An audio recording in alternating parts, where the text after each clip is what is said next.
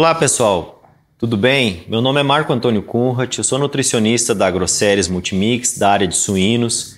E o que eu gostaria de discutir com vocês hoje, apresentar, são algumas estratégias para melhorar o desempenho da leitegada na maternidade. É muito importante essa fase na vida do suíno e é uma fase que a gente tem algumas perdas importantes e eu gostaria de trabalhar com vocês hoje a seguinte questão. Importância do colostro. Essa apresentação será dividida em dois módulos. Primeiro a gente vai explicar um pouco sobre a importância do colostro na fase, por que ele é importante, o que ele auxilia o leitão e depois a gente vai tentar responder essa pergunta. É possível aumentar a produção de colostro nas fêmeas suínas?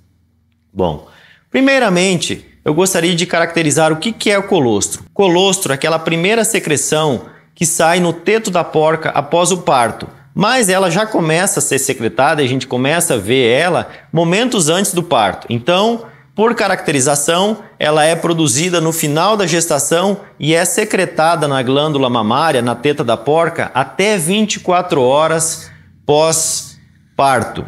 Ela é rica em imunoglobulinas e pobre em lactose e em lipídios comparado ao leite. Mas a gente vai discutir um pouco sobre a importância dessa imunoglobulina na vida do leitão. Primeiramente, o colostro é uma fonte de alimento para o leitão. Uma fonte de alimento altamente digestível, com vários nutrientes e que vão fornecer a energia necessária para esse desenvolvimento logo após o parto. Nesse trabalho aqui, os autores fotografaram a pele do animal. Podemos observar que a temperatura do leitão, da pele, é altamente influenciável pela ingestão de colostro. Ou seja, esse animal que está mais vermelhinho, ele apresentou uma ingestão maior de colostro. O animal com as fotos mais azuis demonstra que esse leitão está com a temperatura corporal mais baixa, ou seja, não teve ingestão de colostro suficiente. Outro ponto que é muito importante a gente salientar é a função das imunoglobulinas na imunidade desse animal. Pela característica da placenta, a porca não consegue transferir imunidade para o leitão e ela é adquirida através da ingestão de colostro. Observem que nesse gráfico a concentração principalmente da imunoglobulina IgG cai drasticamente após o início do parto. Então é importante que esse animal ingira o colostro o mais rápido possível.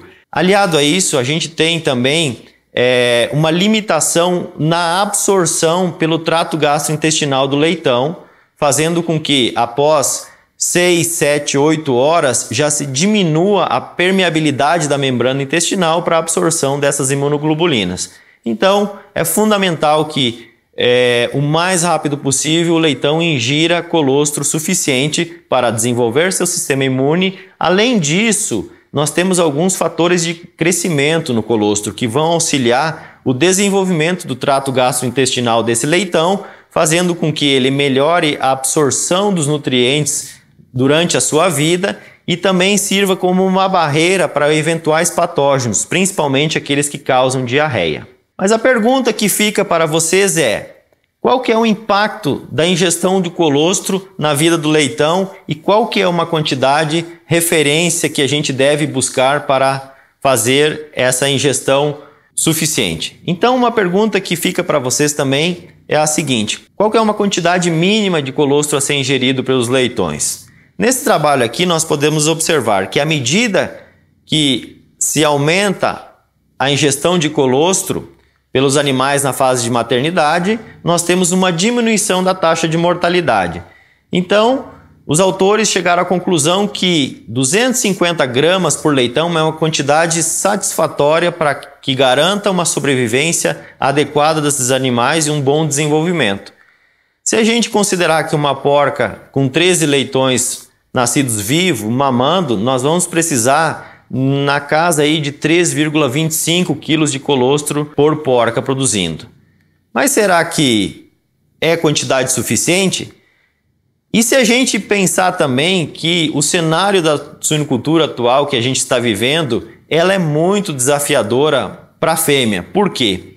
O número de leitões nascidos e, inconsequentemente, o número de leitões desmamados aumentou muito nos últimos anos. E os geneticistas estão projetando que nós vamos chegar na próxima década, no próximo de 2027, 2030, próximo dos 40 leitões desmamados fêmea ano. E a grande questão é a seguinte: a produção de colostro será suficiente para atender essa alta leitegada? A gente sabe que os estudos que avaliaram a produção de colostro e a necessidade do leitão sugerem que 30% das fêmeas são incapazes de produzir colostro suficiente.